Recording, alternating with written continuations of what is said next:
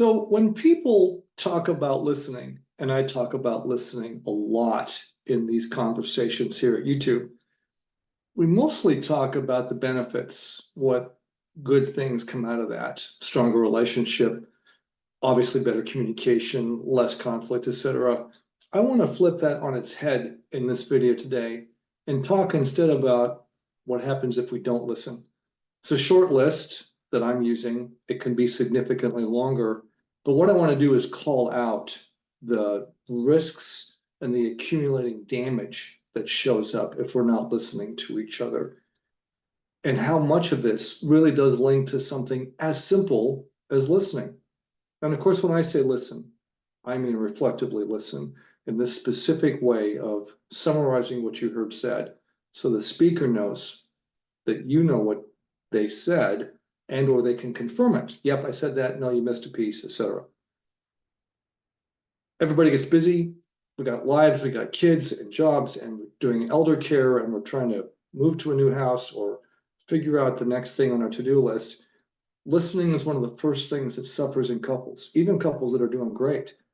But if you're in trouble or there's problems or issues, listening becomes huge. So here's my short and incomplete list of what happens if we're not listening to each other. First and foremost, it makes us anxious. We don't have to be conscious of it. We might not label it as anxious, but when we begin to feel that disconnect, we don't feel heard, we've tried, things aren't working, it begins to generate a certain amount of anxiety. That impacts us mentally, that impacts us physically over time, that impacts us emotionally. Again, we might not ever identify it as anxiety, not without some outside assistance, but make no mistake, it's anxious. And that generates, next item, a lot of other things: frustration, resentment, hurt, anger, which are all linked to anxiety.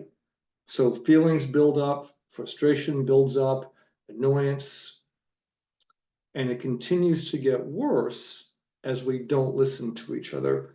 Maybe we try, we partly connect, it feels better for a minute or an hour or a day, but we don't really resolve the issue, we don't get listened to, we don't sort it out, and it continues to accumulate, which in turn leads to disconnect, a sense of disconnect in the relationship, item number 3. And that disconnect really begins to cause its own set of damage, still based in not getting listened to, not working out what's going on, because it tends to feed back on itself, not connecting, not feeling close, feeling pulled apart, can create its own dynamic, its own energy. And now it's easier to just avoid the conversation. It's easier to avoid the person. And that begins to feed back into other pieces of our lives, like small things get big, big things get huge. Minor irritations that wouldn't bother us if we're cool now suddenly become irritating. We get scratchy and frustrated again.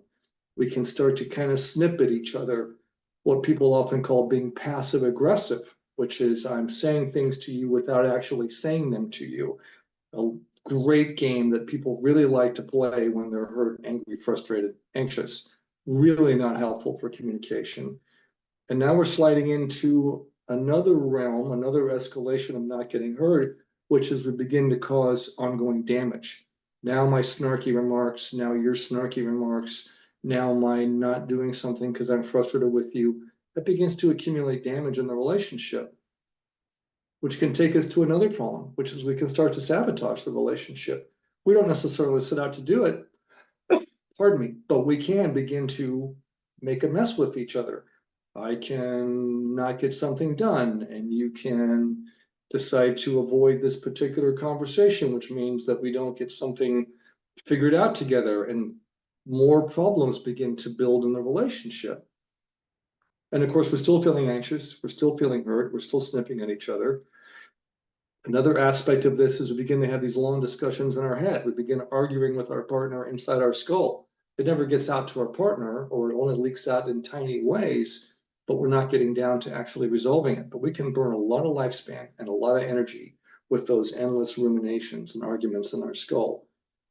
And of course, it probably goes without saying that as we get more frustrated, hurt, angry, anxious, that leads to those conditions where then a small thing and we detonate, or a small thing and we shut down, And usually at the worst possible moment, dinner with our family, out with friends, in front of the kids, etc. Which is probably taking us to, we're beginning to assume the worst. The relationship's in trouble. We can't talk to each other. I don't know what happened. You notice how this is all building around not getting listened to and not listening. So I have one recommendation. We all have to get better at listening. We avoid so many problems. We stay away from so many issues if we're just practicing the simple skill of being good, reflective listeners when it's necessary with each other. Thank you for paying attention to this video. See you next time.